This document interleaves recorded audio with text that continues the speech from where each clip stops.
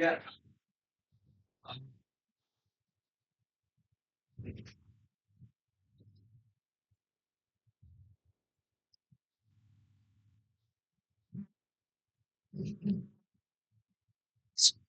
यार,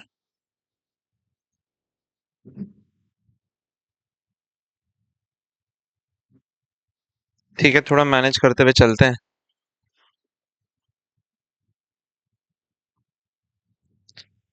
Hey guys, new day, new topic. Today we'll be learning about, लिखा issue है लेकिन we'll be learning about redemption of debentures.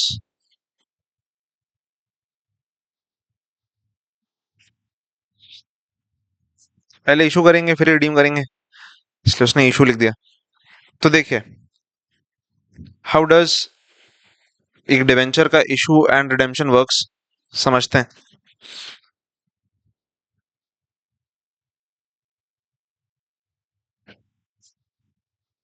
देखिए sir, a debenture can be issued and redeemed. Issue मतलब पैसे आएंगे company के पास, redeem मतलब कंपनी पैसा वापस करेगी लोगों के. इशू एक डिवेंचर तीन तरीके से हो सकता है, या तो पार पे हो सकता है, या तो प्रीमियम पे हो सकता है, या तो डिस्काउंट पे भी हो सकता है. माइंड यू, शेयर्स नहीं हो सकते थे, डिवेंचर हो सकता है. और एक डिवेंचर रिडीम हो सकता है या तो पार पे या तो प्रीमियम पे, डिस्काउंट पे रिडीम नहीं हो सकता. तो कैसे कैसे कॉम्बिनेशन बन सकते हैं केसेस के. सर, या तो पार पार हो सकता है, यानी issue at par, redeem at par. आप 100 रुपए में डिवेंचर इशू कर रहे हो और बाद में 100 रुपए में ही रिडीम कर लोगे, ऐसा हो सकता है. या फिर पार प्रीमियम, मतलब सर हम इशू तो कर रहे हैं 100 रुपए पे, लेकिन हम रिडीम करेंगे 120 रुपए पे, जो कि लॉजिकल भी है. जनरली ऐसा ही होता है कि आप ज्यादा ही पे करते हो ना रिडीम करने के सामने वाले को. तो ये केस बनता है. दूसरा, premium par. What is premium par? Sir मैंने इशू तो करा 120 पे, लेकिन मैं रिडीम करने वाला हूं मात्र 100 रुपए में. चौथा केस बनेगा प्रीमियम प्रीमियम, यानी इशू भी कर रहा हूं 120 पे और रिडीम भी कर रहा हूं 120 पे, दोनों चीजें प्रीमियम पे हो रही है. और लास्ट, डिस्काउंट के साथ में पेयर बनाएंगे तो discount par and discount premium. तो टोटल 6 केसेस हो सकते हैं एक डिवेंचर की लाइफ में, कैसे भी दो कॉम्बिनेशन लेकर. ओके, अब अपने को 6 चीजों की एंट्री सीखनी है कि एंट्री कैसे पास करें. तो ध्यान से समझना. सर इशू की एंट्री हमने सीख रखी है पहले से. जब हम डिवेंचर इशू करते हैं पार पे तब तो कोई दिक्कत ही नहीं है, नॉर्मल एंट्री पास होगी. जब प्रीमियम पे इशू करते हैं तो सिक्योरिटीज प्रीमियम अकाउंट को हम क्रेडिट करते हैं सर, रिजर्व क्रिएट होता है. और जब डिस्काउंट पे इशू करते हैं तो discount on issue of debenture को हम डेबिट करते हैं सर, क्योंकि ये हमारा एक्सपेंस है. ये हम ऑलरेडी सीख चुके हैं. लेकिन रिडेम्पशन पे ध्यान से देखना.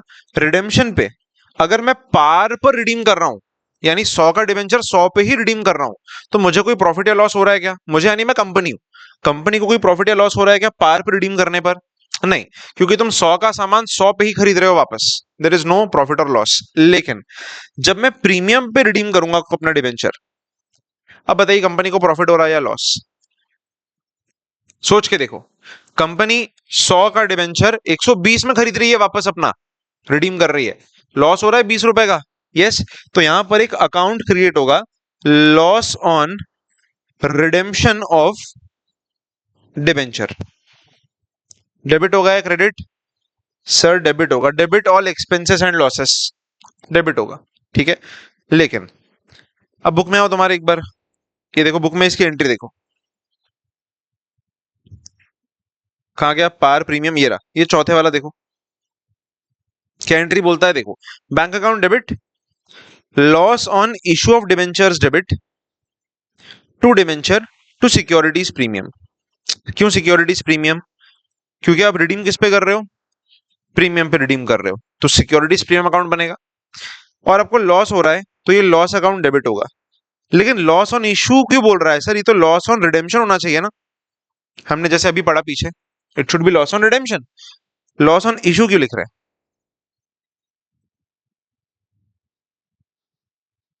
इशू तो हम यहाँ कर रहे हैं, फर्स्ट पार्ट इशू है, लेकिन इशू तो तू पार पे कर रही है, तो पार पे इशू करने पर तो कोई लॉस नहीं होता, राइट। जब मैं प्रीमियम पे रिडेम्पशन कर रहा हूं तब जाके मेरे को लॉस हो रहा है, तो इट इज तो लॉस ऑन रिडेम्पशन ना, तो why are we writing as loss on issue.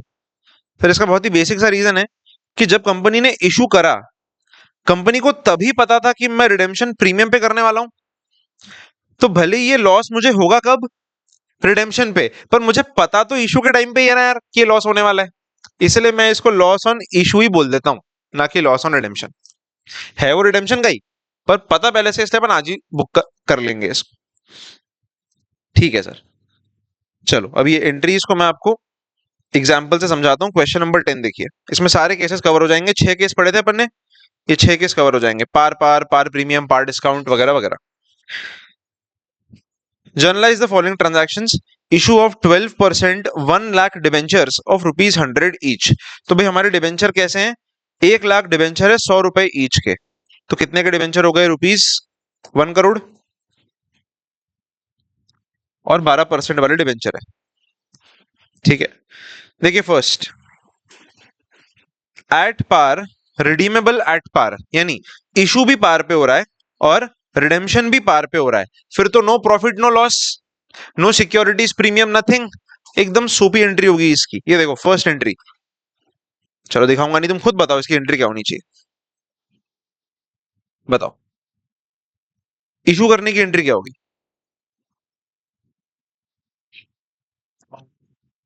Bank to 12% debenture, कितना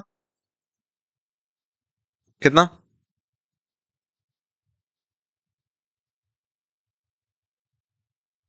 how much,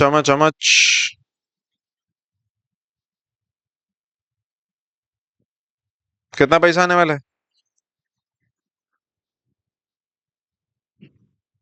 क्या लगता है, 1 लाख डिबेंचर है और 100 रुपए के हैं ईच, मल्टीप्लाई करेंगे आप, कितना आ रहा है, 1 CR, 1 CR आपके बैंक में आ जाएंगे, bank account debit to 12% debenture, 1 crore.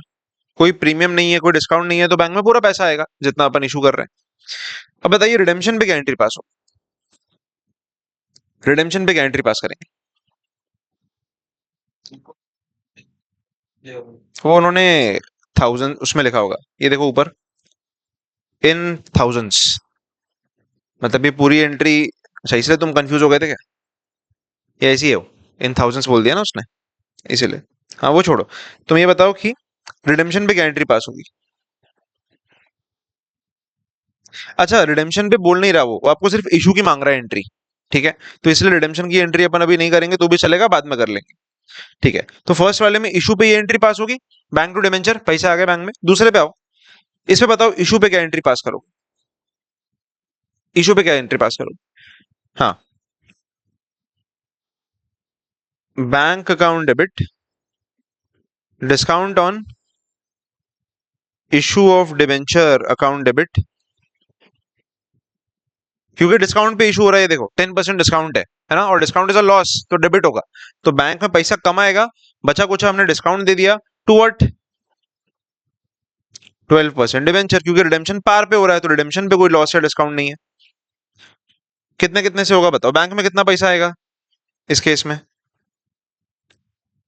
Bank में कितना पैसा आएगा, तो देखो 10% का डिस्काउंट दे रहे हैं हम लोग, एक्चुअली बैंक में आना कितना चाहिए था, 1 करोड़ आना चाहिए था, 1 लाख इंटू 100, यानी 1 करोड़ आना चाहिए, लेकिन 10% डिस्काउंट है तो -10%, कैलकुलेटर पे करो, 1 करोड़ -10%, हाउ मच,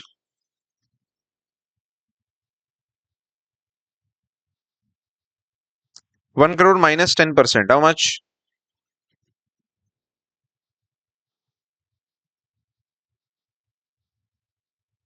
कैलकुलेटर पे डायरेक्टली ऐसे ही पंच करो, 90 lakhs, 1 करोड़ -10%, 90 lakhs।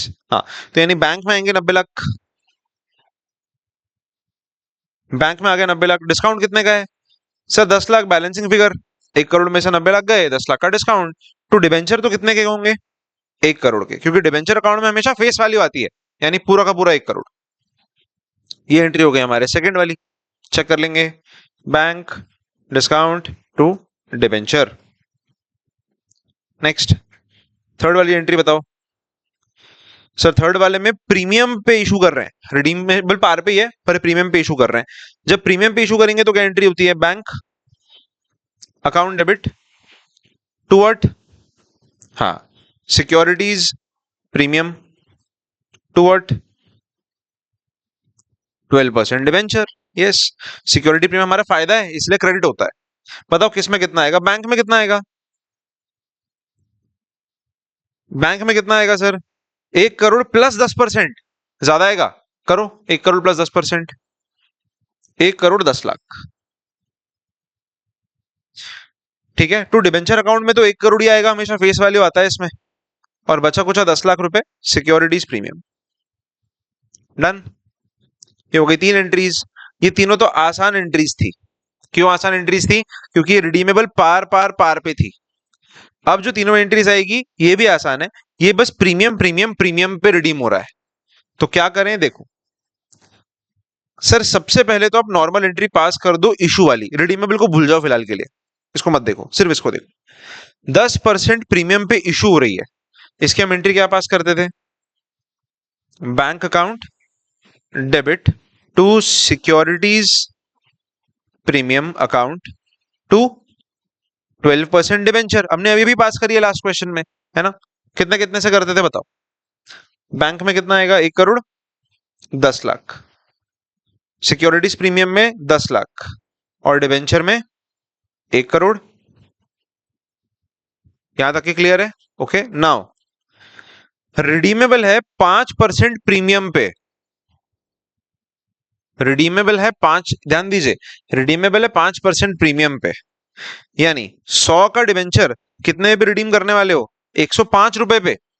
तो कंपनी का लॉस होने वाला है फ्यूचर में। यस, कितने का लॉस होने वाला है सर? जब मैं 100 का डिवेंचर 105 में रिडीम करूंगा तो मेरे को 5 रुपए का लॉस होगा। ये 5 रुपए का लॉस रिडेम्पशन पे होने वाला है, लेकिन पता तो आज ही है, तो हम इसको आज ही बुक कर लेंगे। कैसे बुक करेंगे? यस, डेबिट होगा या क्रेडिट? डेबिट। लॉस है तो डेबिट होगा सर। किस नाम से? Loss on issue of debenture account debit. कितने का लॉस होने वाला है? कैलकुलेट करो सर। 100 का डिवेंचर 105 पे इशू होने वाला है तो 5 रुपए का लॉस है। 5 रुपए multiplied by 1 lakh debenture, 1 lakh into 5 रुपए कितना होगा?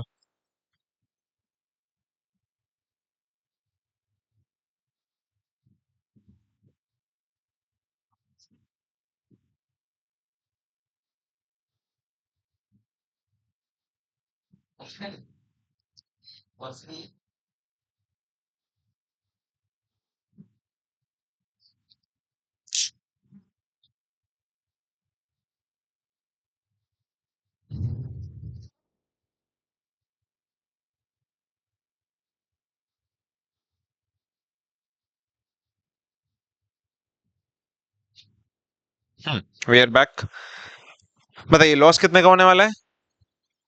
5 लाख। कैसे कैलकुलेट किया? 100 पे 105 तो 5 रुपए का लॉस है, इंटू 1 लाख डिबेंचर, 5 लाख का लॉस। पर एक बात बताओ, एक बात बताओ, क्या ये लॉस आज होने वाला है क्या? कब होने वाला है? रिडेम्पशन पे होने वाला है। तो भाई एक तो आपने लॉस बुक कर लिया, पर इस लॉस के बदले सेकंड इफेक्ट देना पड़ेगा ना, दो इफेक्ट किसी भी चीज के। तो बताओ इसका सेकंड इफेक्ट क्या रहेगा? पीएनएल में रहेगा क्या? Are you sure? देख, पीएनएल में सिर्फ क्या जाता है? इनकम और एक्सपेंस। ये जो मेरे को लॉस हुआ है इशू पे, ये क्या है? एक्सपेंस है। तो ये एक्सपेंस पीएनएल में ट्रांसफर होगा, वो बात तो सही है, लेकिन इस एंट्री का सेकंड इंपैक्ट किस में जाना चाहिए? तो देखो, ये लॉस हमको आज नहीं हुआ, फ्यूचर में होने वाला है। फ्यूचर में अगर कोई लॉस होने वाला है तो उसको हम लाइबिलिटी बोलते हैं, ठीक है? और इसीलिए इसके बदले एक लाइबिलिटी बुक करनी पड़ेगी, to premium on redemption of debentures. Premium on redemption of debenture कितने रुपए से? 5 लाख, क्योंकि 5 लाख ही भरना है ना फ्यूचर में। तो इस एंट्री को ना आप दो एंट्री मिला के समझो। ये फर्स्ट बैंक अकाउंट डेबिट और ये जो दो अकाउंट अपने क्रेडिट किए, ये तो इकट्ठा हो गए थे इशू वाली एंट्री समझकर। और उसके बाद हमने ये देखा कि रिडेम्पशन पे 5 रुपए का प्रीमियम भरना है, यानी 5 लाख रुपए का लॉस होने वाला है। तो इस लॉस को मैंने डेबिट कर दिया, और सर ये लॉस आज का नहीं है, फ्यूचर में भरना है, तो premium on redemption of debenture मैंने क्रेडिट कर दिया 5 लाख 5 लाख से। ये एक एंट्री हो गई और ये दो एंट्री हो गई।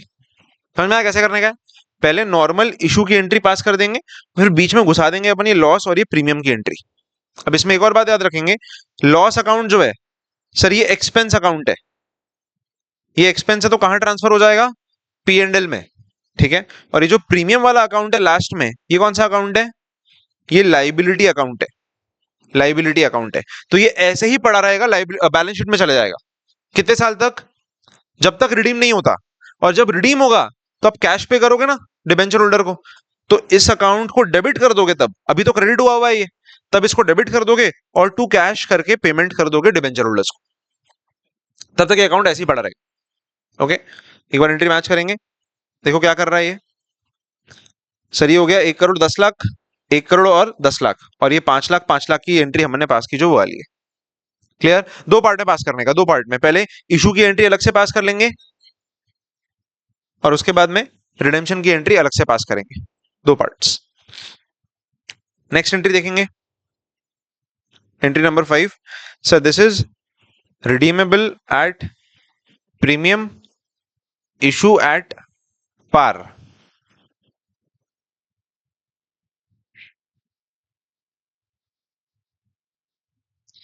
Issue at par, redeemable at premium of 5%। तो पहले इशू की नॉर्मल एंट्री पास करें जैसे करते हैं। ठीक है, दो पार्ट्स में वर्क करना है। नॉर्मल पार पे इशू की एंट्री हो जाएगी bank account debit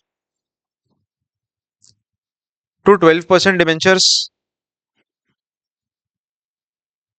how much?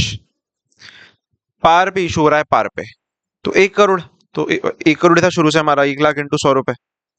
Bank debit 1 crore से टू डिवेंचर 1 करोड़ से। देखो मैं कैसा गैप छोड़ रहा हूं बीच में, क्योंकि अभी एंट्री मारनी है अपने को। सर रिडीमेबल है 5% के प्रीमियम पे, यानी 5 लाख का लॉस है, जैसे लास्ट क्वेश्चन में था। तो सेम एंट्री पास करेंगे। क्या डेबिट होगा? Loss on issue of debenture account debit 5 lakh to what? Premium on redemption of debenture account 5 lakh. हो गई एंट्री मैच। बस ऐसे दो पार्ट्स में वर्क करने का। छठा वाला करके दिखाओ खुद से। पहले डिस्काउंट पे इशू करने की एंट्री अलग से पास करना, गैप छोड़ना, और फिर रिडेम्पशन की एंट्री उसके बीच में घुसेड़ देना। करके दिखाओ।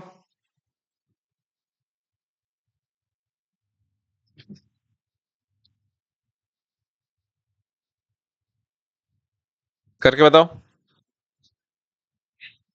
यस।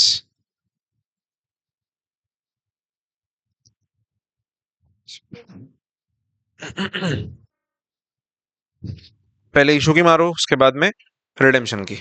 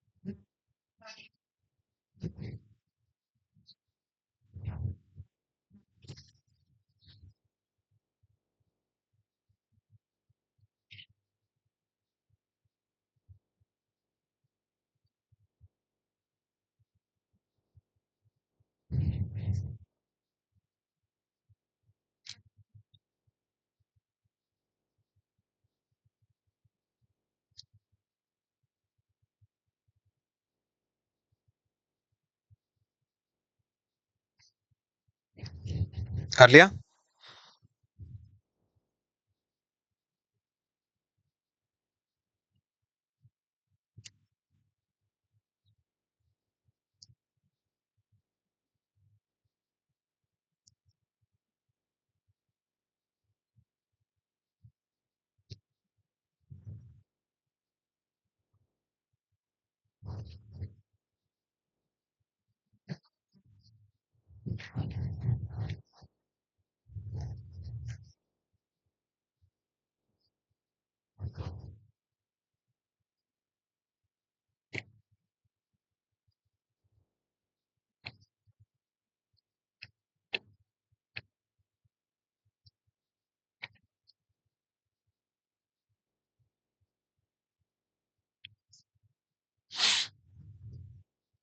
डन। आज करें एक बार। देखिए सबसे पहले एट 10% डिस्काउंट पे इशू करने की एंट्री। तो जब भी डिस्काउंट पे इशू होता है एंट्री होगी बैंक अकाउंट डेबिट। इसके अलावा discount, discount on issue of debenture account debit to 12% debenture.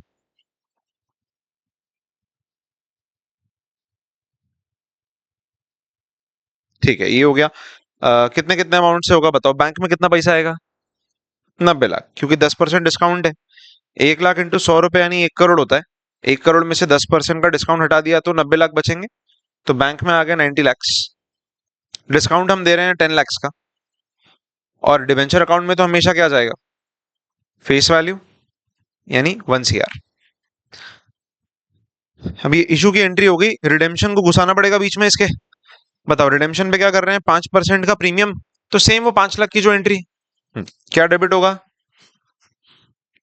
Loss on issue of debenture account debit 5 lakh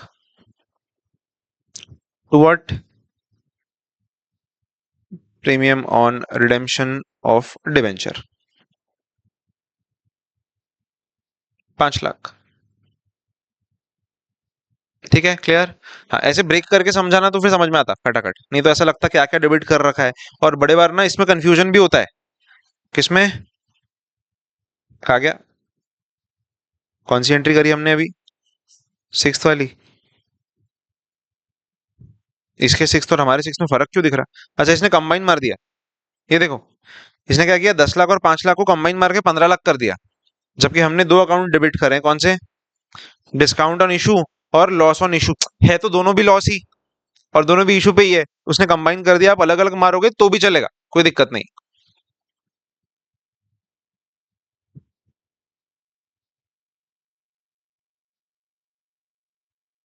चलो डन। अगेन ये एंट्रीज इशू वाली है, इशू वाली जिनमें हमने रिडेम्पशन का भी कंसिडरेशन ले लिया है।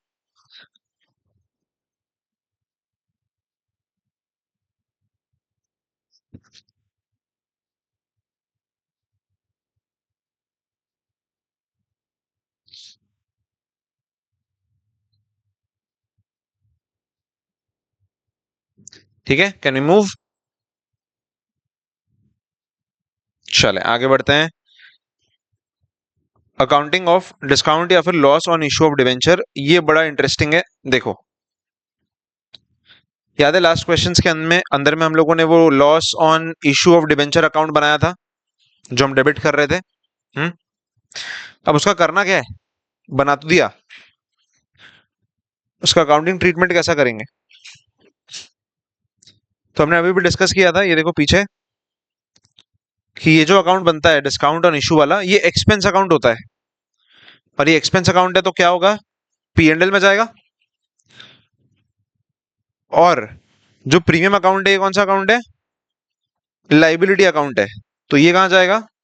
बैलेंस शीट में जाएगा। ठीक है, तो इसकी बात नहीं करनी हमको, प्रीमियम की, ये तो बैलेंस शीट में जाएगा, क्लियर है। ये जो डिस्काउंट अकाउंट है, सॉरी लॉस वाला अकाउंट, ये जाएगा P&L में। तो P&L में जाएगा कैसे? क्या एक बार में पूरा P&L में डाल दें, या फिर थोड़ा थोड़ा करके डालें? उसका अप्रोप्रिएशन कैसा होना चाहिए? लॉजिकली अगर हम सोचते हैं तो क्या हमको ये लॉस इसी साल का है क्या? पूरा का पूरा लॉस सोच के देखो। मैंने आज डिवेंचर इशू करे हुए हैं 10 लाख रुपए के, और 10 साल के डिवेंचर है, 10 साल के बाद मेरे को रिडीम करने का है। तो ये जो लॉस मुझे हुआ है रिडेम्पशन पे, क्या ये आज का लॉस है, या इस साल का लॉस है, या फिर 10 साल मिलाकर लॉस होगा? ये सिंपल है सर, ओवर द 10 ईयर्स के लाइफ में जाकर ये लॉस होने वाला है। तो क्या इस लॉस को आज के आज प्रॉफिट एंड लॉस अकाउंट में ट्रांसफर कर देना सही रहेगा पूरा का पूरा? हमने एक कॉन्सेप्ट पढ़ा था जिसको हम बोलते हैं मैचिंग कंसेप्ट। मैचिंग कॉन्सेप्ट ये बोलता है कि जिस पीरियड का लॉस है उसी पीरियड में पीएनएल में जाना चाहिए, जिस पीरियड का प्रॉफिट है उसी पीरियड में पीएनएल में डेबिट होना चाहिए। अब ये जो लॉस हुआ है 5 लाख का इस क्वेश्चन में हमको, ये सिर्फ इस साल का लॉस नहीं है सर, ये तो डिबेंचर के रिडेम्पशन तक का मिलाकर टोटल लॉस है। तो इसको पीएनएल में ट्रांसफर करना कैसा, तो हमारे पास दो ऑप्शंस दे रखे हैं, ये देखो यहाँ पे। पहला है फिक्स इंस्टॉलमेंट मेथड, दूसरा है फ्लक्चुएटिंग इंस्टॉलमेंट मेथड। वो तुमने पार्टनरशिप अकाउंट्स पढ़ा होगा ना, करंट फ्लक्चुएटिंग कैपिटल और करंट कैपिटल ऐसा कुछ तो भी रहता था, उसका इससे कोई रिलेशन नहीं है, ये अलग है। पहला है फिक्स इंस्टॉलमेंट मेथड, दूसरा है फ्लक्चुएटिंग इंस्टॉलमेंट मेथड। मैं आपको दोनों भी चीजें एग्जांपल से समझाता हूं, ये देखिए illustration number 11। B limited issued 2012% debenture of 100 रुपए each at a discount of 6% on 1/4/2018, repayable by equal annual drawings in 4 years. You are required to show the discount on issue of debenture account over the period. यानी आपको क्या करना है, हर साल कितना कितना PNL में जाएगा वो कैलकुलेट करके बताना है। अपन ने भी डिसाइड किया ना कि पूरा एक साथ नहीं जाता, थोड़ा थोड़ा जाता है, तो कितना कितना जाएगा बताना है। तो अगर क्वेश्चन फिक्स इंस्टॉलमेंट मेथड का है तो अपन क्या करते हैं, डिस्काउंट को इक्वल इंस्टॉलमेंट्स के अमाउंट में डाल देते हैं। और अगर फ्लक्चुएटिंग इंस्टॉलमेंट्स का है तो फिर उस केस में it would be equitable in such case to write off discount in proportion to the unpaid amount of debenture. यानी जो बैलेंस है उस पर करते हैं। देखो दो बातें हो सकती है। फिक्स मेथड में हम क्या करेंगे, इक्वल इक्वल 1:1:1:1 के रेशियो में बांट देंगे। फ्लक्चुएटिंग इंस्टॉलमेंट में क्या करेंगे, सर जो बैलेंस बच जाएगा, बैलेंस जैसे मेरा मान लो आज 10 लाख का डिबेंचर आउटस्टैंडिंग था, मैंने थोड़ा सा रिडीम कर लिया बीच में। अच्छा रिडेम्पशन एक बार में करना जरूरी है क्या, ये बताओ। आज मैंने अगर डिबेंचर इशू करे हैं 10 लाख के, तो क्या मेरे को 10 साल के बाद एक बार में वन शॉट में पूरे 10 लाख रिडीम करने जरूरी है क्या, तो नहीं, मैं पार्ट पार्ट में भी रिडेम्पशन कर सकता हूं। यानी आज 10 लाख के डिबेंचर है मेरे, मैं 5 साल के बाद में 2 लाख रिडीम कर रहा हूं, और 2 साल के बाद में 2 लाख रिडीम कर रहा हूं, और 2 साल के बाद में 2 लाख रिडीम कर रहा हूं, ऐसे भी मैं कर सकता हूं। ठीक है, तो अगर ऐसे पार्ट पार्ट में रिडेम्पशन हो रहा है तो उसको अपन फ्लक्चुएटिंग इंस्टॉलमेंट मेथड लगाएंगे, लेकिन अगर ऐसा नहीं हो रहा है तो अपन फिक्स इंस्टॉलमेंट मेथड लगाएंगे। अब इस क्वेश्चन में देखो क्या हो रहा है, सर एक कंपनी है, इतने डिवेंचर होल्ड करके बैठी है, डिवेंचर इतने के डिस्काउंट पे इशू करी है, रीपेएबल कैसा होगा, इक्वल एनुअल ड्रॉइंग्स इन 4 इयर्स, मतलब 4 साल में रिडेम्पशन हो रहा है, हर साल रिडेम्पशन हो रहा है। तो अगर हर साल रिडेम्पशन हो रहा है तो फिक्स मेथड लगाएंगे कि फ्लक्चुएटिंग मेथड लगाएंगे, सोच के बताओ। फिक्स मेथड तब लगाएंगे सर जब हर साल फिक्स अमाउंट है, कुछ चेंज नहीं हो रहा, रिडेम्पशन नहीं हो रहा है, एक बार में रिडेम्पशन हो रहा है लास्ट में जाके। लेकिन अगर रिडेम्पशन बीच बीच में हो रहा है तो फिर फ्लक्चुएटिंग मेथड लगाना पड़ता है। तो इस क्वेश्चन में क्या हो रहा है भाई, क्या एनुअल विड्रॉल्स हो रहे हैं क्या, ये देखो it is repayable by equal annual drawings, यानी हर साल रिडेम्पशन हो रहा है, तो आपको लगाना पड़ेगा फ्लक्चुएटिंग मेथड। उसने नाम नहीं लिया, देखो नाम नहीं बोला है उसने मेथड का, खुद से दिमाग लगाना पड़ेगा। अब फ्लक्चुएटिंग मेथड में हम क्या करते हैं, हम बैलेंसेस के रेशियो में पीएल में ट्रांसफर करते हैं लॉस को। ठीक है, तो देखना समझना ध्यान से। मेरा आज डिबेंचर कितने का है, आज की डेट क्या है, 1/4/18, 1/4/2018 को कितना डिबेंचर है मेरे पास, 2000 डिबेंचर है, 100 रुपए ईच का, मल्टीप्लाई करेंगे तो 2 लाख। इसके बाद क्वेश्चन बोलता है कि भाई 4 साल में, आने वाले 4 साल में इक्वल एनुअल ड्राइंग्स होने वाली है, बताओ 4 साल में इक्वल ड्राइंग्स करनी है तो कितना कितना ड्रॉ करना पड़ेगा हर साल। आप करो 2 लाख कैलकुलेटर पे, 2 लाख डिवाइड बाय 4 साल, 4 इयर्स, कितना हो रहा है 50,000। यानी कि हर साल 50 50 50 50 रिडीम करेंगे तभी तो 4 साल में जीरो होगा ना। वो क्वेश्चन वही तो कह रहा है कि 4 एनुअल इंस्टॉलमेंट्स में खत्म करना है अपने को। तो बताइए, जब मैं फर्स्ट ईयर 50,000 ड्रॉ कर लूंगा तो अगले साल यानी 1 अप्रैल 2019 को मेरा बैलेंस कितना बचेगा, 1.5 लाख का। सही है, समझ पा रहे हो भाई। मैं कंपनी हूं, मैंने आपको डिबेंचर इशू करा हुआ है, ठीक है, मान लो तुम्हारे 50 तुम्हारे 50 तुम्हारे 50 तुम्हारे 50, 2 लाख के डिबेंचर हो गए। अब हर साल मैं 50 50 वापस ले रहा हूं, तो मैंने फर्स्ट ईयर तेरे से 50 वापस ले लिया, तो अब कितने बचे मेरे डिबेंचर मार्केट में, 1.5 लाख। अगले साल और तेरे से 50 वापस ले लिया, फिर कितने बचेंगे, 1 लाख। फिर तेरे से 50 लूंगा तो 50,000, और फिर तेरे से 50 लूंगा तो रिडेम्पशन खत्म। ठीक है, तो 1 साल बाद 1.5 लाख बचा। अगले 1 साल बाद कितना बचेगा बैलेंस? 1 लाख, क्योंकि मैंने 50,000 और रिडीम कर लिया। और 1 साल बाद कितना बचेगा बैलेंस? 50,000। यस। और 1 साल बाद कितना बचेगा? जीरो हो जाएगा। राइट, तो जीरो तक के नहीं चलने का है अपने को, उसके पहले तक के बैलेंस लेके चलने का है। ठीक है, अब देखिए सर मेरे बैलेंसेस का रेशियो क्या आ रहा है? बैलेंसेस का रेशियो क्या आ रहा है? तो ये आ रहा है 2 lakhs is to 1,50,000 is to 1 lakh is to 50,000। ठीक है, बैलेंसेस का रेशियो। अब इसको सॉल्व करेंगे तो ये जीरो काट दो, ये 4 0, ये 4 0, ये 4 0 और ये 4 0। तो 20:15:10:5। ये सब 5 के टेबल में जाता है। 5 4 जा, 5 3 जा, 5 2 जा और 5 1 जा। ठीक है भाई, ये बन गया अपना रेशियो। अब इसका मतलब क्या? सर इसका मतलब जो भी मेरे को लॉस हुआ है ना डिस्काउंट का, वो मैं इस रेशियो में पीएनएल में हर साल डालते चलूंगा। कैसे डालेंगे वो भी दिखाता हूँ, ये देखो। सर लॉस हुआ कितना पहले वो निकाल लो। ये निकाल रहा हूं मैं यहाँ पे लॉस। मेरा डिबेंचर कितने का था? 2,000 डिबेंचर 100 रुपए वाला। 2,000 डिबेंचर इंटू 100 रुपए कितना होता है? 2 लाख। लेकिन इसको हम कितने के लॉस पे डिस्काउंट पे बेच रहे हैं? 6%। तो 2 लाख का 6% निकालिए, कितना आता है? 12,000। 12,000 का हो गया लॉस। इतना समझ में आया सबको? ठीक है, हाँ। 12,000 का लॉस हो गया। अब इस लॉस को पीएनएल में ट्रांसफर करना है, किस रेशियो में? 4:3:2:1 के रेशियो में। तो पहले साल जाएगा ज्यादा बड़ा अमाउंट, 4 वाला, फिर 3 वाला, फिर 2 और फिर 1 वाला। तो देखिए सर फर्स्ट ईयर में कितना बांटेंगे? फर्स्ट ईयर में कितना बांटेंगे तो उसका कैलकुलेशन समझो सभी लोग। कैलकुलेटर पे लो 12,000। 12,000 मल्टीप्लाई बाय पहले साल में कितना बांट रहे हैं? 4। तो इंटू 4 और डिवाइड बाय, सर इसको प्लस करो टोटल। 4+3+2+1 कितना होता है? 4+3+2+1 10 होता है, तो डिवाइड बाय 10। 4,800 पहले साल में गया पीएनएल में। समझ में आया? ठीक है, सेकेंड ईयर में कितना जाएगा? सेकेंड ईयर में कैलकुलेशन वापस से लो, 12,000 multiplied by 3 divide by 10। How much? 3,600। Third year में बताइए कितना जाएगा? वापस same calculation, 12,000 multiply by 2 by 10, 2,400। और फाइनल चौथे साल में कितना जाएगा? Fourth year, 1,200। Is this calculation clear सभी को? पक्का? कैसे कैसे किया? Sir total loss divide by total multiply by individual सालों का हमने कर दिया, तो ये आ गया चारों साल इतना इतना। अब चारों साल इतना इतना लॉस पीएनएल में ट्रांसफर कर देंगे हम लोग। फर्स्ट ईयर इतना, सेकेंड ईयर इतना, थर्ड ईयर इतना और फोर्थ ईयर इतना। देख लो, 4,800, 3,600, 2,400 और 1,200।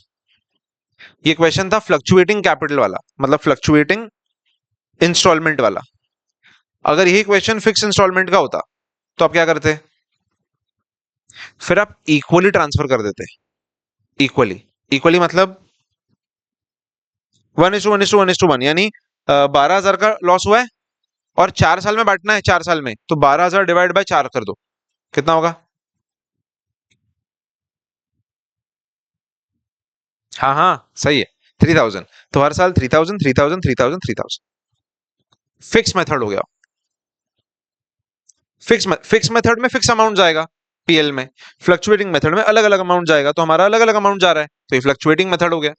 फिक्स में अपन इक्वल बांट देते हैं, डिवाइड। ठीक है, दिस इज क्लियर। नेक्स्ट, अब हम लोग आएंगे रिडेम्पशन ऑफ डिबेंचर्स पे, वेरी वेरी इंपॉर्टेंट। इशू वाला केस हो गया है, रिडेम्पशन की एंट्री समझते हैं। बताइए, क्या नॉन रिडीमेबल डिबेंचर इशू कर सकते हैं? नहीं। वो ये बोल रहा है कि कंपनीज एक्ट के हिसाब से आप ऐसा नहीं कर सकते, आपको रिडेम्पशन करना ही पड़ेगा सर। इसमें पहला कॉन्सेप्ट आता है डीआरआर। आपने सीआरआर सुना होगा, अब डीआरआर सुनो आप। What is CRR? Capital redemption reserve. कब बनता है? कब बनता है सीआरआर? क्या करते हैं, क्या करने पर बनता है सीआरआर? बायबैक करने पर, बायबैक या फिर redemption of preference shares, equity या प्रेफरेंस, दोनों भी केस में सीआरआर बनता है। ठीक है सर, क्यों बनता है सीआरआर? मैंने लॉजिक समझाया था तुमको, याद है क्या थोड़ा बहुत कुछ? बहुत बढ़िया, वेरी गुड। सीआरआर इसलिए बनता है क्योंकि आप अपने ओन फंड्स का पैसा यूज कर रहे हो ना, तो फिर वहां तो कम हो गया पैसा, तो नहीं वहां वापस बढ़ा देना चाहिए, इसलिए सीआरआर बन जाता है, ताकि शेयर होल्डर्स का कॉन्फिडेंस बना रहे कंपनी पे। अब what is DRR? Debenture redemption reserve. नाम एक सार का लगता है, पर इसका पर्पज अलग है। इसका पर्पज क्या है सर? डीआरआर बनाने का पर्पज क्या होता है? डीआरआर का पर्पज वो कॉन्फिडेंस वगैरह वाली बात नहीं आती यहाँ पे। यहां बात ऐसी आती है कि कंपनी ने आज डिबेंचर इशू करे हैं 1 लाख रुपए के, और ये 10 ईयर्स के बाद में रिडीम होने वाला है। कंपनी आज ही जानती है कि मेरे को 10 साल के बाद में लाख रुपए देने पड़ेंगे डिबेंचर होल्डर्स को, तो 10 साल के बाद पैसा कहां से आएंगे इतना सारा 1 लाख रुपया? इसलिए आज से ही थोड़ा थोड़ा पैसा जमा करना शुरू करते हैं, तो डीआरआर बनता है। तो डीआरआर कैसे बनेगा? इक्वल इंस्टॉलमेंट्स में। मतलब देखो, मुझे 1 लाख की जरूरत पड़ेगी कब? 10 साल बाद। तो 1 लाख डिवाइड बाय 10 कर देंगे, कितना आएगा? 10,000।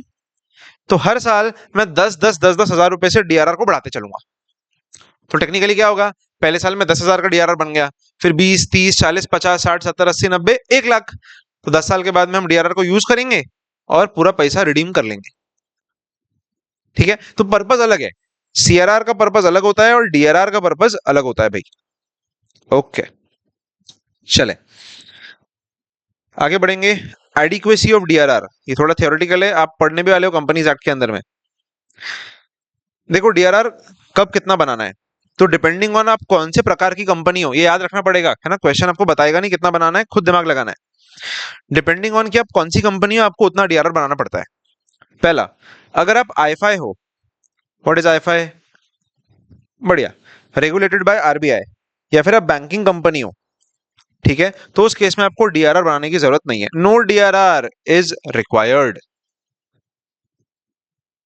बैंकिंग कंपनी, बहुत पैसा उसके पास, क्या जरूरत है उसको डीआरआर बनाने की? निकाल लेगा वो पैसा खुद से, नो डीआरआर इज रिक्वायर्ड। दूसरा देखिए, other financial institution, sir financial institutions जैसे कि एनबीएफसीज, इनके पास बहुत पैसा होता है, नो डीआरआर इज रिक्वायर्ड। या फिर required as per NBFC act, हमारे हिसाब से नहीं है, as per it is NBFC act with RBI. For listed companies other than IFI, हाँ ये आपके लिए इंपॉर्टेंट है। देखो, अगर आप लिस्टेड कंपनी हो अदर देन आईएफआई और बैंकिंग, तो all listed NBFCs and listed एचएफसीज for both public as well as privately placed debenture, no DRR is required. लेकिन अदर लिस्टेड कंपनीज हो तो भी नो डीआरआर इज रिक्वायर्ड, यानी कि लिस्टेड कंपनीज को बनाने बोला ही नहीं है डीआरआर, चाहे ये वाली हो चाहे वो वाली हो। अनलिस्टेड अगर आप हैं तो उस केस में all unlisted NBFCs and unlisted एचएफसीज को डीआरआर की जरूरत नहीं है, एनबीएफसीज के पास पहले से पैसा होता है। लेकिन अगर आप अनलिस्टेड कंपनी हो तो आपको 10% डीआरआर बनाना पड़ता है, 10% of the value of the outstanding debenture issued. तो मेजोरिटी को तो आउट ही कर दिया डीआरआर से, जरूरत ही नहीं है बोलते। किसको बनाना है? खाली अदर, वो भी अदर अनलिस्टेड कंपनीज को। ओके, कितना बनाएंगे? 10% of the outstanding value of debentures. ठीक है, अब सोचिए सर, कंपनीज एक्ट ने बोल दिया कि डीआरआर बनाना है 10% के हिसाब से, आपने डीआरआर बना दिया, क्या करेंगे उस पैसे का? 10% हर साल अलग अलग करना है ना, 10-10% जमा करके रखना है, तो जमा करके कहाँ गले में रखे क्या? पिगी बैंक बनाए क्या? कहाँ कहीं अच्छी जगह पे, सेफ जगह पे डालना पड़ेगा ना। तो ये देखो बता रहा है आप कहाँ कहाँ पे पैसा इन्वेस्ट कर सकते हो। देखो, investment of DRR amount as per rule 18, the following companies, कौन कौन सी? लिस्टेड एनबीएफसी, लिस्टेड एचएफसी, बाकी सारी लिस्टेड कंपनीज और unlisted companies which are not NBFCs और एचएफसीज शैल on or before 30 April in every year in respect of debenture issued deposit or invest as the case may be a sum which is not less than 15% of the amount of debentures maturing during the year ending 31st March of the next year in any one or the more following methods। क्या करना है समझना, हम 2025 में खड़े हैं, 2025 में भी कहां? अक्टूबर में।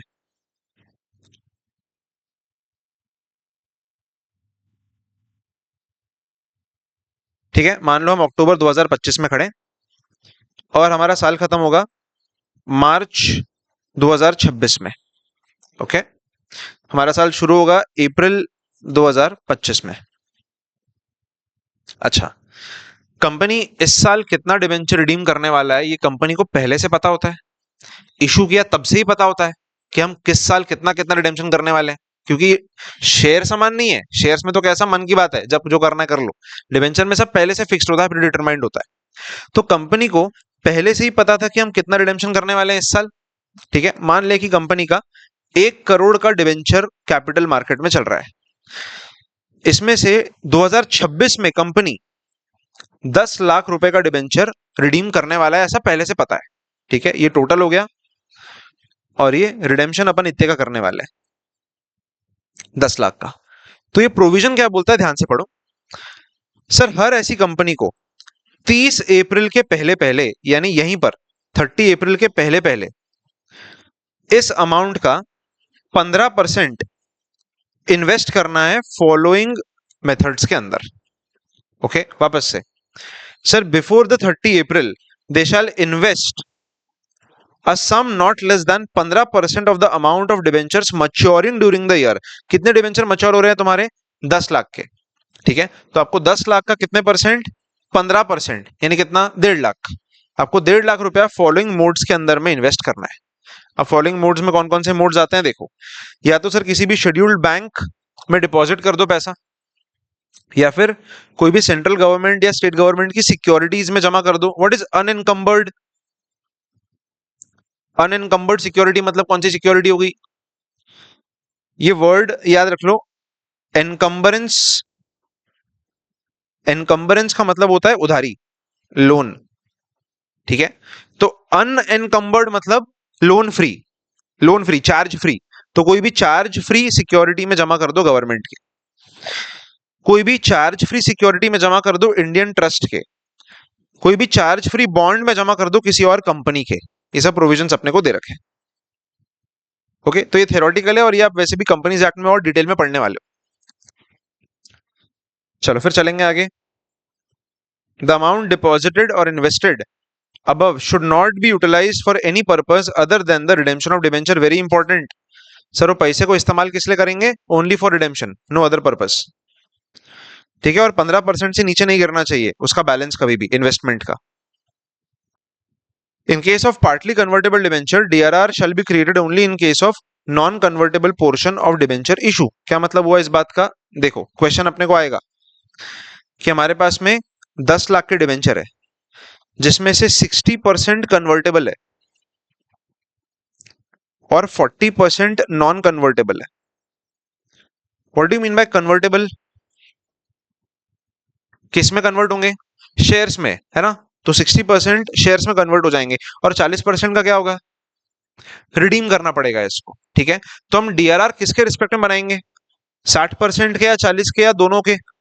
सिर्फ 40 के। ठीक है, थर्ड पॉइंट ये बोल रहा है कि जो कन्वर्टेबल है उसके लिए डीआरआर बनाने की जरूरत नहीं है आप। ठीक है, फिर वही बोल रहा है कि डीआरआर का अमाउंट खाली रिडेम्पशन के लिए ही इस्तेमाल करना है। It should be noted that appropriation of DRR can be made at any time before the redemption and investment as mentioned above can be done before 30 April for the debentures maturing that year। ये दो बातें अलग हैं, confuse नहीं होना। Debenture बनाना, DRR बनाना अपने को कितने परसेंट से?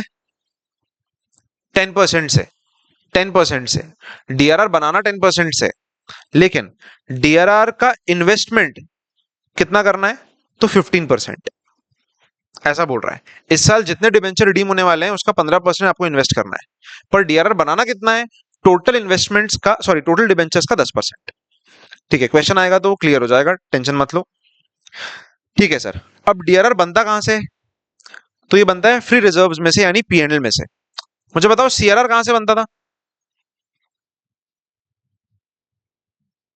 और फ्री रिजर्व से बनता। पीएन तो PNL is a free reserve, general reserve is a free reserve. Yes, तो यहां पे भी पीएनएल से बन रहा है, यानी कि फ्री रिजर्व से बन सकता है। ओके, हाँ, तो एक एंट्री हम बनाएंगे डीआरआर बनाने की, पीएनएल टू डीआरआर। एक एंट्री होगी हमारा डीआरआर इन्वेस्टमेंट की, वो जो 15% अपने को इन्वेस्ट करना है ना किसी कंपनी में, उसकी एंट्री। तो इन्वेस्टमेंट टू बैंक, इन्वेस्ट कर देंगे। सर ये इन्वेस्टमेंट के ऊपर हमको ब्याज मिलेगा, तो बैंक टू इंटरेस्ट, और बाद में इस ब्याज को हम पीएल में ट्रांसफर कर देंगे। ठीक है, तो ये एंट्री से समझता नहीं कुछ, अपन देखेंगे इसको बाय क्वेश्चन। है हेवी जा रहा, अभी तो शुरू किया है। ब्रेक ले ले, क्या ब्रेक ले ले? ठीक है, 5 मिनट का ब्रेक ले लो, फिर करते हैं। एक 2:30 तक बैठते हैं, उसके बाद छोड़ देंगे लगे तो।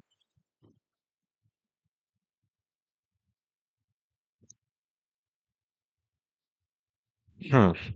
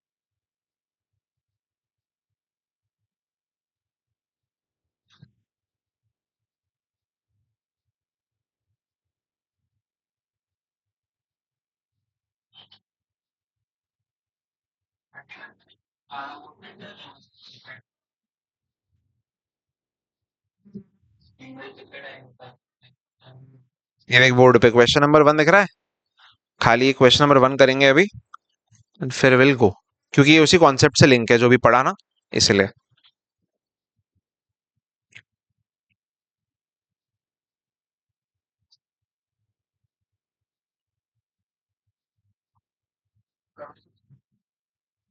गई ना वो?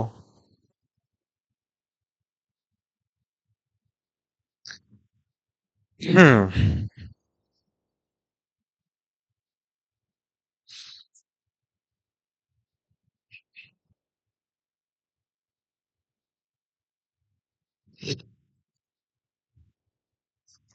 तुम लोग कितना घंटा पढ़ते हो घर जाके?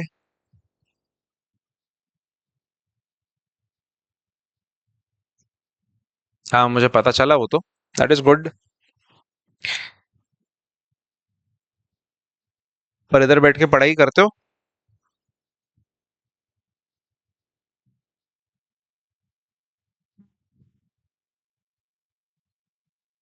तो मैंने तुमको 15 दिन पहले ही तो बोला था कि ये जो दिसंबर अटेम्प्ट होता है, इसमें बड़ी सारी छुट्टियां होती है। इसमें गणपति है, इसमें दिवाली है, इसमें और क्या, रक्षाबंधन तो गया, आके जन्माष्टमी गई, और क्या क्या आने वाला है अभी, दशहरा आएगा, है अभी बहुत कुछ है। छोटी दिवाली, गोवर्धन पूजा, सब मनाओगे तुम? क्रिसमस। बहुत डिस्ट्रैक्शन है दिसंबर तक। जून वालों को कुछ नहीं है, जून में कुछ नहीं रहता।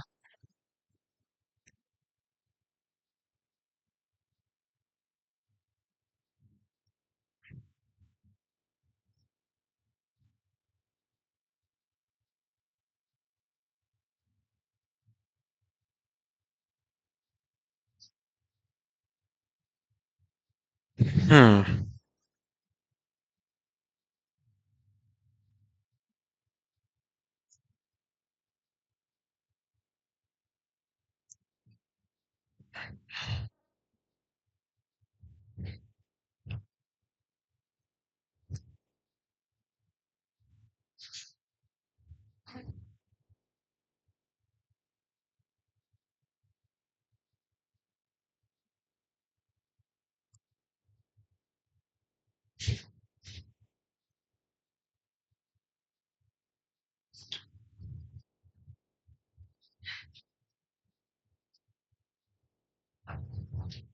चलो, let's have a look.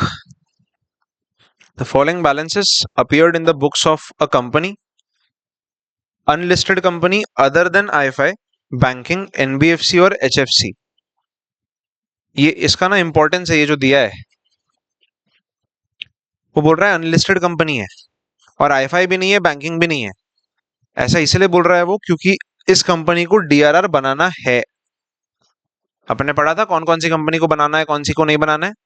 तो उसमें लिखा था कि बैंक को बनाना होता है, आईएफआई सॉरी बैंक को नहीं बनाना होता है, आईएफआई को नहीं बनाना होता है, पर हमारी जो कंपनी है वो अनलिस्टेड है और बैंक और आईएफआई नहीं है, तो इसको डीआरआर बनाना पड़ेगा।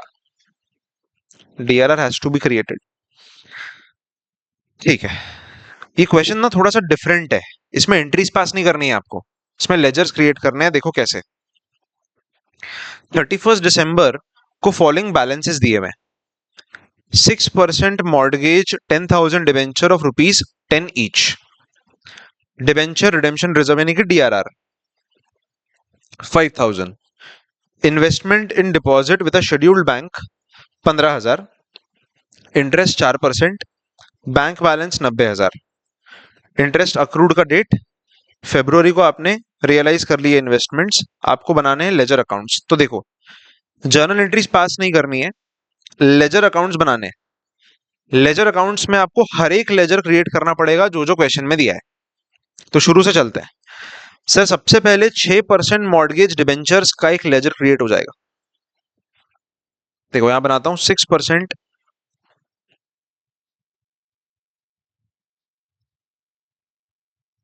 6% मॉर्गेज डिबेंचर।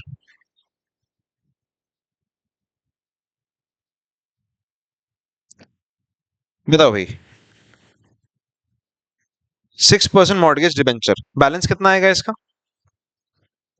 10,000 डिबेंचर है, कितने रुपए के? 10 रुपए के। मल्टीप्लाई करो, 10,000 मल्टीप्लाई बाय 10, हाउ मच?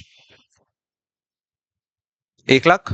हाँ, ये 1 लाख का बैलेंस है, ऑलरेडी बैलेंस है। डेबिट बैलेंस है कि क्रेडिट बैलेंस है? सोचिए। डिबेंचर का बैलेंस डेबिट में आना चाहिए या क्रेडिट में आना चाहिए? हम कंपनी की बुक्स में बना रहे हैं ना, तो कंपनी के लिए डिबेंचर क्या है, असेट है या लाइबिलिटी है? कंपनी के लिए डिबेंचर लाइबिलिटी है क्योंकि वापस चुकाना पड़ता है।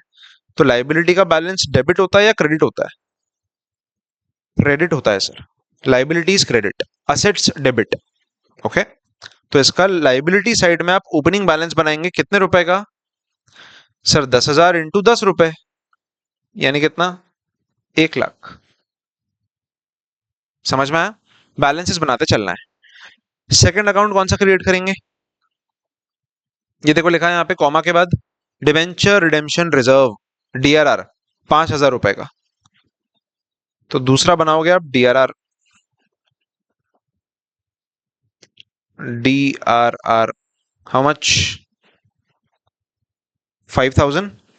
इसका बताओ बैलेंस कहाँ आएगा, डेबिट या क्रेडिट? क्या लगता है, डेबिट या क्रेडिट? उसके नाम में ही है, D R R is a reserve, सारे रिजर्व्स का क्रेडिट बैलेंस ही होता है। तो इसका भी ओपनिंग बैलेंस कितना है, क्वेश्चन में दिया है इसका balance 5,000। Next is investment in deposits with a scheduled bank free from any charge. तो अगला अकाउंट बनेगा इन्वेस्टमेंट इन शेड्यूल्ड बैंक। बताइए इसका बैलेंस कहां खुलेगा, डेबिट या credit?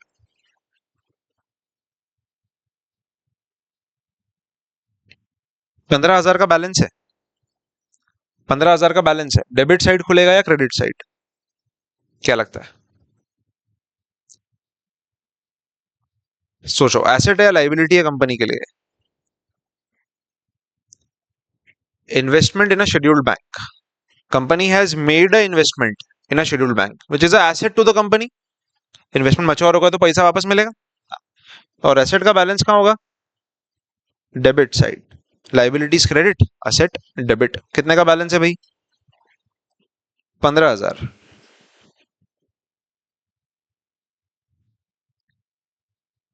Next, interest eight 4% receivable on 31 December every year.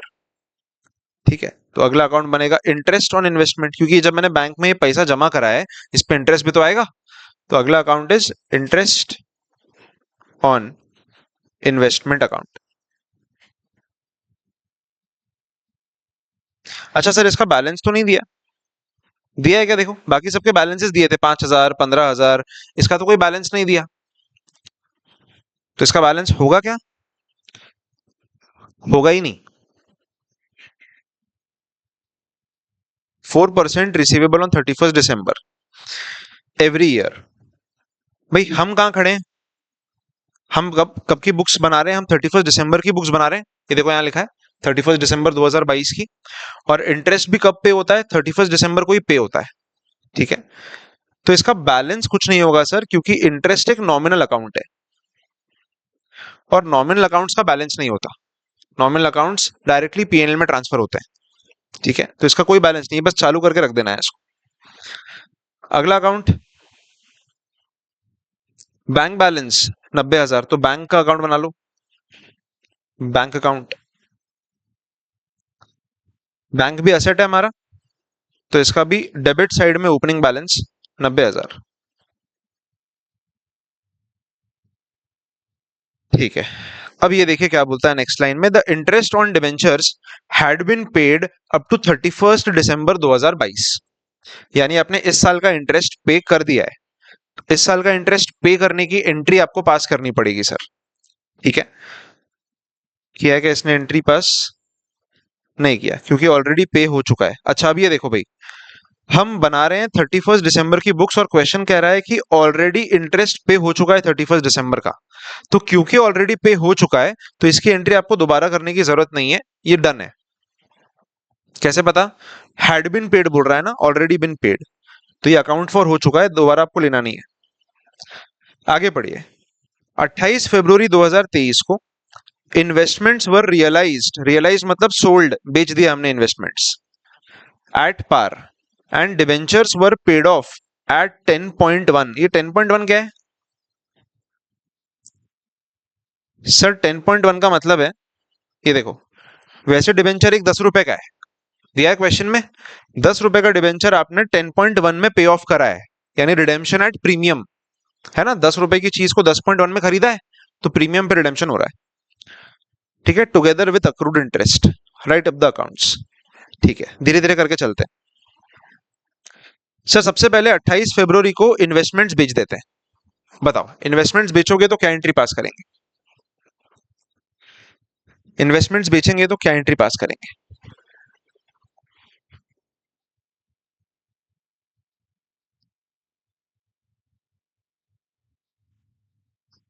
हम्म,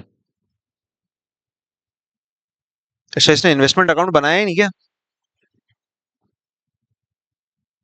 नहीं बनाया, इन्वेस्टमेंट अकाउंट ही नहीं बनाया। ठीक है, कोई बात नहीं, हमने बना लिया, अपन बनाते हैं।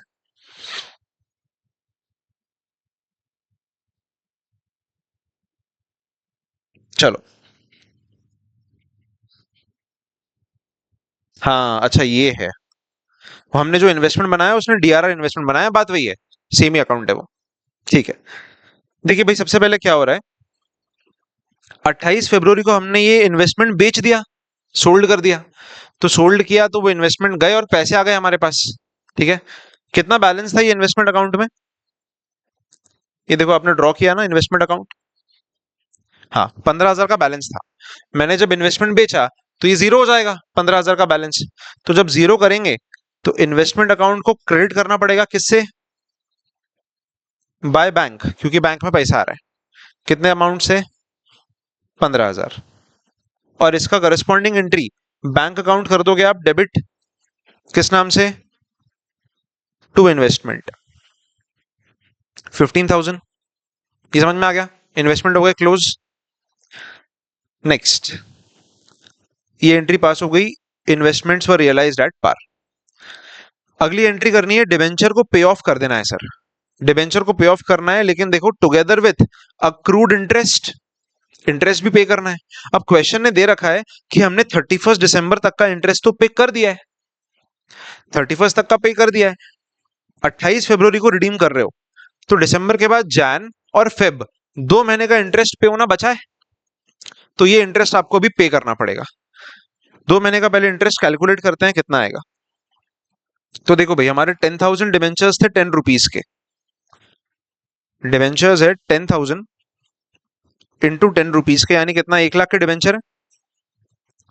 इस 1 लाख पे इंटरेस्ट है 6% का, क्वेश्चन ने दे रखा है, तो 1 लाख इंटू 6% निकालें, कितना आता है? 6,000।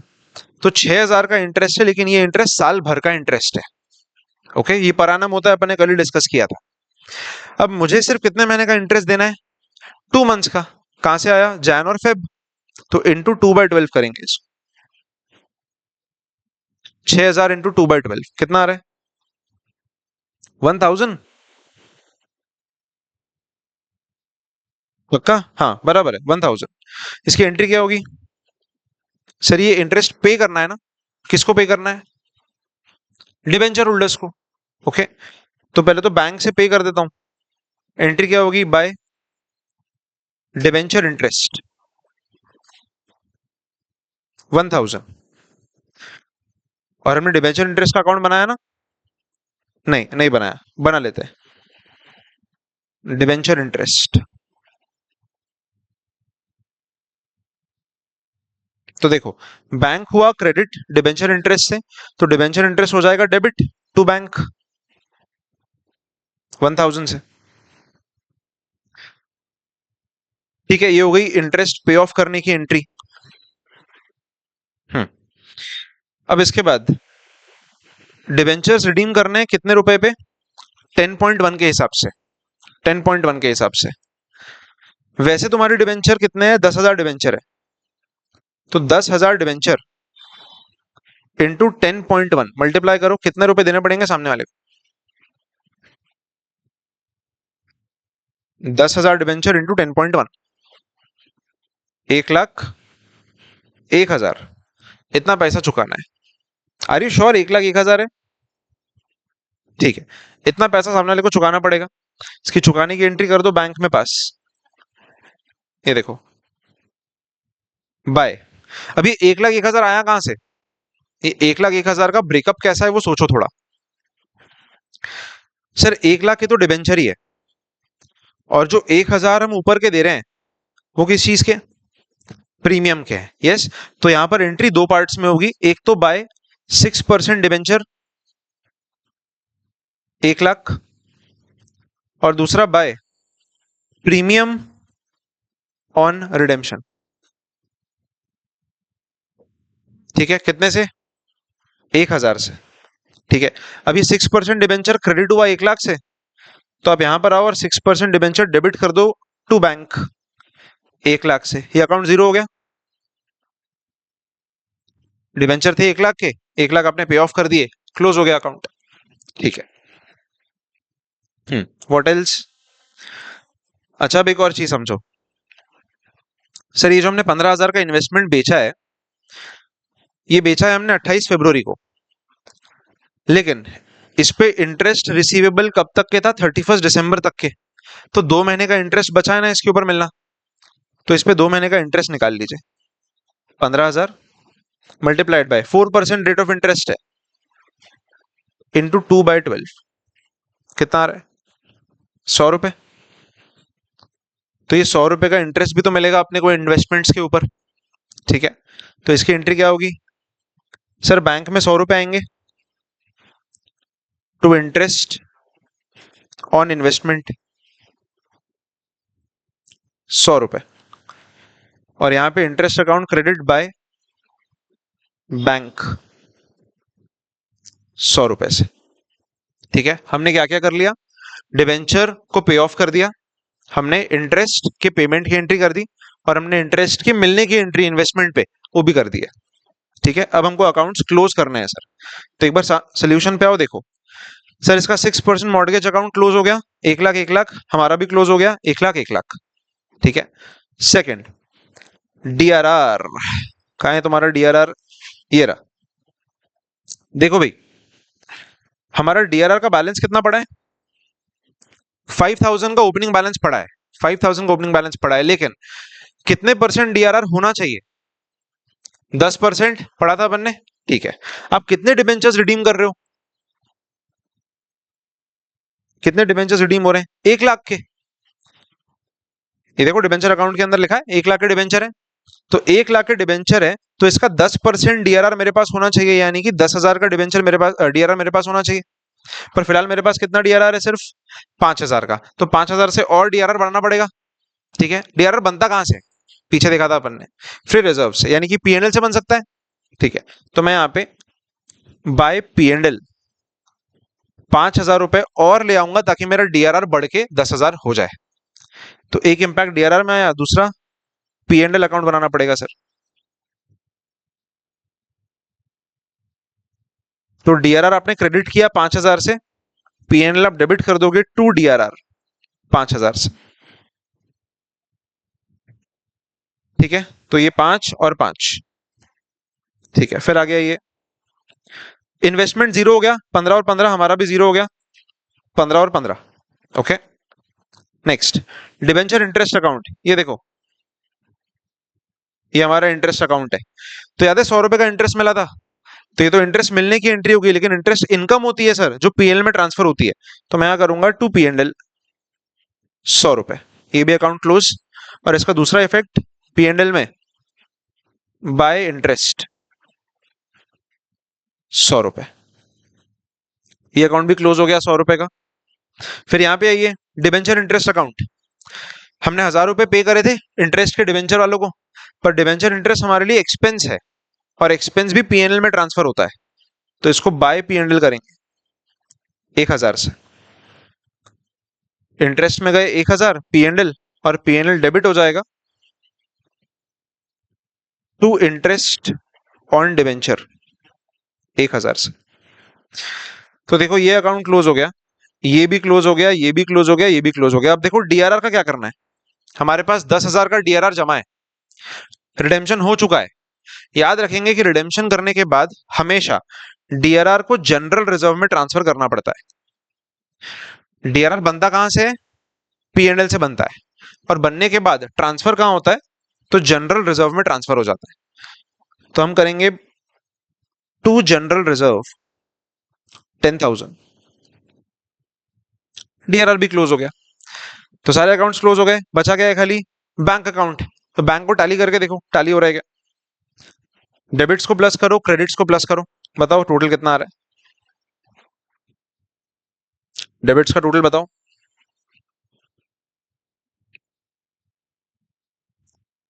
डेबिट्स का टोटल माइनस क्रेडिट्स का टोटल, हाउ मच, 1,60,000, 1,05,100, और इसका टोटल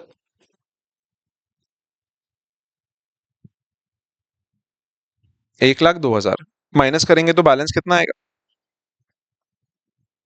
3,100। यस, बराबर। तो ये क्लोजिंग बैलेंस आ गया, तो यहाँ नीचे आ जाएगा सर क्लोजिंग बैलेंस 3,100। ये मेरा बैंक अकाउंट भी क्लोज हो गया। क्या किया हमने, डेबिट किया माइनस क्रेडिट किया, तो ये बैलेंस आ गया हमारा। तो सर सारे अकाउंट्स हमारे क्लोज हो गए।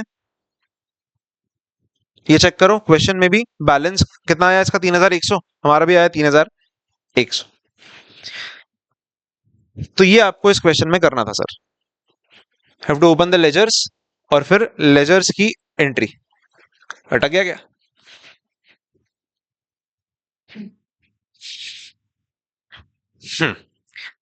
सो this is how you create ledgers. ये थोड़ा अलग क्वेश्चन है अब तक के जो हमने किया उससे, और इसी से मिलते जुलते आगे भी 2-3 क्वेश्चंस दिए हैं इन्होंने जिनमें आपको अकाउंट्स क्रिएट करने हैं। तो ये बचे हुए क्वेश्चंस हम देखते हैं कल। ओके, आज के लिए इतने पे होल्ड करते हैं, कल मिलेंगे सुबह। हाँ, तब तक के आप लोग ये डीआरआर का थियरी वाला पार्ट पढ़ के आए, क्रिएशन ऑफ डीआरआर। हाँ मेरे पास तो रहेगा, हाँ बिल्कुल कोई दिक्कत नहीं, पर पढ़ के आओगे। ठीक है, ये 10% और 15% वाला पढ़ के आओगे। चलो।